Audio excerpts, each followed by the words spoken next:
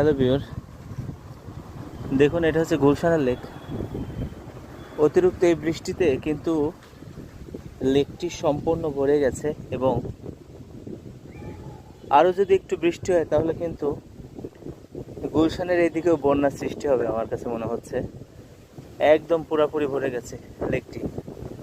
এই লেকের পানি কিন্তু অনেক নিচে ছিল, অনেক নিচ পর্যন্ত ছিল। এই বিগত 2 দিনের বৃষ্টিতে কিন্তু দেখুন একেবারে সম্পূর্ণ ভরে গেছে লেকটি। দেখুন আমি আরও কাছ থেকে আপনাদের দেখানোর চেষ্টা করব। দেখুন একদম সম্পূর্ণ লেকটি একেবারে ভরে গেছে এবং যদি আর একটু বেশি পরিমাণে